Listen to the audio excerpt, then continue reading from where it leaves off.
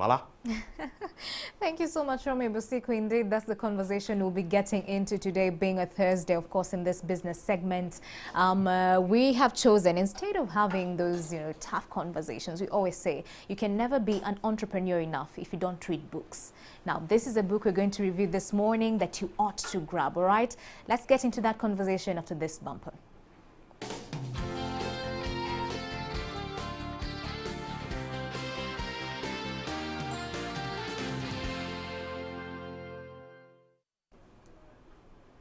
Welcome back. Let's get the ball rolling. Edwin Musime, the CEO, Crust Group Limited and President of the Chamber of Young Entrepreneurs Uganda. He's also many things. Entrepreneur, is in real estate. He is into furniture as well. He's also the KLM Uganda ambassador. You're a mentor, a pastor. Man, what are you not? I don't know.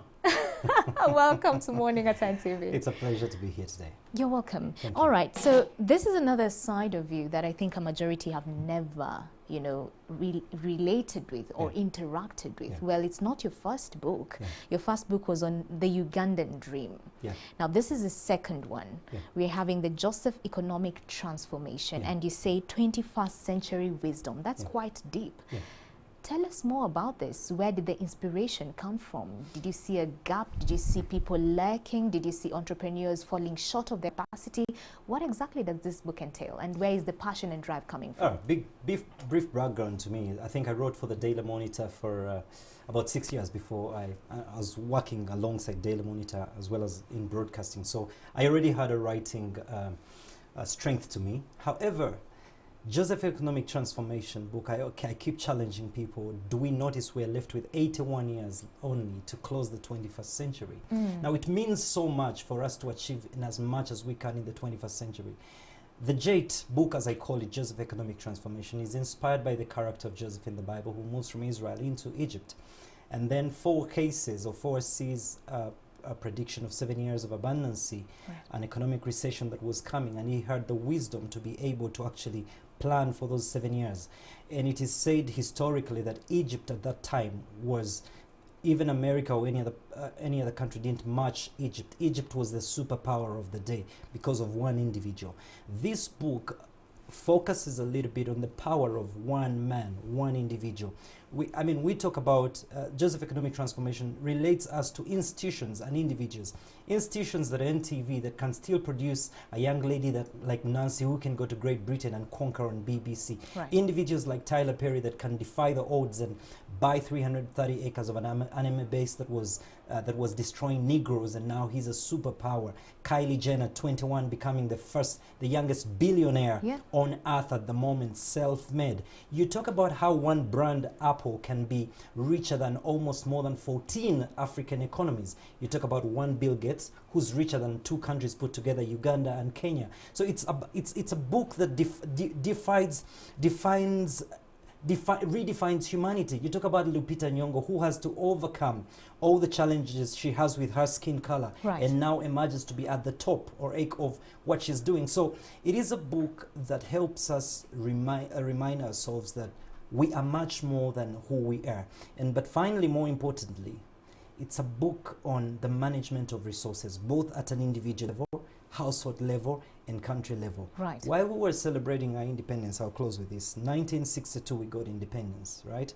And Singapore, 1965, 3 years later, got independence. Singapore was at a 516 GDP then at independence. 3 years later, today Singapore sits at 340 billion US dollars. Uganda still sits at 25. And guess what? The story behind that is that Singapore doesn't have even half of the resources we have. Correct. When you Google, all you find about Singapore is good arable land, Yeah. which we have more in plenty, and then a few nice sceneries. And they don't have much. So what does it come to? It all boils down to leadership and the mindset of the peoples of Singapore. Right. Yes. And also leveraging the small that you Exactly. have and making sure that multiplies. Exactly. When I look through this particular book, you've talked about different facets that are quite critical to even the individual. Let's not even talk about the businesses because they're quite intertwined. There's personal growth. Yes. which when you look at a business perspective, for you to be an effective entrepreneur, personal growth is critical. You can't lead a team. You can't take a team where you've never been. So personal growth comes at the top of it. You've also talked about high impact leadership. That comes right under personal growth. And also you've talked about consummate success. There's also legacy building, creation and innovation, and financial intelligence. This looks like more of an, how will I put it, like a whole pool of different resources that would take one person from point X to point Y. Let's just talk about leadership. Because we always say that everything rises and falls at leadership. What is this book entirely or ideally telling us in terms of solutions and also success in leadership? Because that is where we're lacking. You talked of Singapore and Africa, and it's all on leadership. I'll tell you what, without even getting into discussing institutions and brands like Apple or nations like Singapore, let's go back to one thing. It took individuals to do that.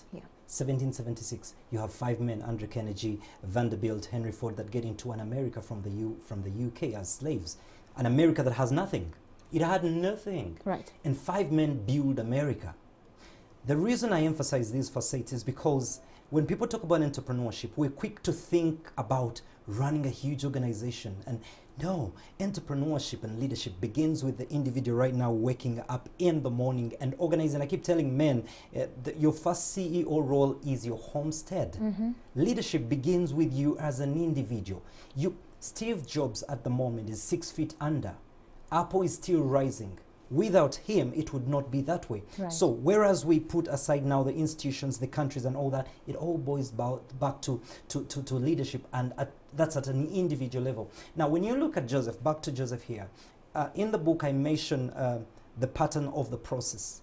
And there's a statement I make and say it's not magic, it's a process. And my call also to Christians out there is, prayer does not replace hard work and smart work. You can wake up and just pray success. No, you don't pray yourself into success. Success is built.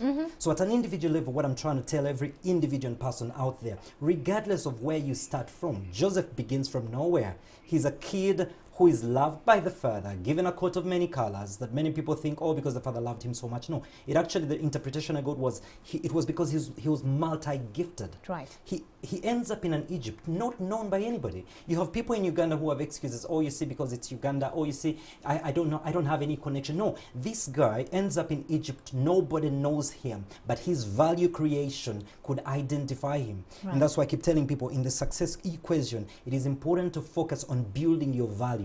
The world is more interested in your value. The phone calls you get on a daily, Mala, are not simply because you're a beautiful, gorgeous lady. No, it is because of what you bring to the table. The value. So at an individual level, I always tell people how much money is on your bank account right now is directly proportional to how much value you're giving to the world. So as an individual, what I also emphasize is let's not underestimate the power of the mind and the abilities of a human being. Cloning, the idea of cloning doesn't begin with the Western world today. God was the first ever professional cloner because God creates the heaven and the earth in 6 days. But he feels like he can't keep doing that all the time. We talk about the law of succession. God then delegates to man. Let us make man in our own image. And that's why I keep challenging Christians. You see, when God says, let us make man in our own image to create and do stuff, it's not just for the born-again Christian or SDA or Catholic. No, human beings. That's why you can see atheists doing great things, inventing stuff and all that. So it's very important for people not to underestimate the potential of a human being and the human mind. You know, when I look at the title of this particular book, Joseph Economic Transformation, in light of where Uganda is right now and the leadership therein, of course, quite a majority saying that, hey, we just can't wait for 2021. But we all know, you and I know, that getting the right leadership is not about the elections. It's something more. Us, you know, pretty much making sure that we know what leadership is all about and who embodies those particular values. So in light of our economic status in Uganda and leadership, so to speak, what solutions do you think this book is actually providing for the Ugandan context? First and foremost, I've addressed certain key points in that book to any type of leader, whether it's head of state or governor or senator, whichever the case may be. But this book helps the leader today identify that's very important for leaders to be accountable to the people that they are leading. Accountability. And it's very important to improve or increase the rate at which we have result-based leadership that brings results to the people. But also, more importantly, I keep telling people 2021 will come and go regardless of which leader comes into power. If you don't sort yourself out at household level or as an individual level, then it does you no good. It doesn't matter who comes in as president. Right. And that's why I keep telling people, I keep referring to so many examples globally, but whether it's President Museveni in power 2021, whether it's an opposition candidate coming in and all that, there are certain factors that will not change. Why? I mentioned in that book, the foundations of this nation are different from the foundations of the UK, are different from the foundations of Singapore and the foundations of America. Right. Our foundations are the same, they won't change. It is what it is. It's about reinventing ourselves and understanding, where do I stand in the greater scheme of things? Where is my value proposition to my society? Right. What can I do? Okay, and I love what you're saying is that it's not about the leadership, it's not about who's going to be president, it's about you. Yeah. And you wanting to take that journey of transformation. Yeah. Thank you so much, Edwin, for coming through. Where can we get this book and how much does it go for? All right, our official launch is on Monday nights here at the Kampala Serena, and access fee to the Serena will be only 20,000 Uganda shillings.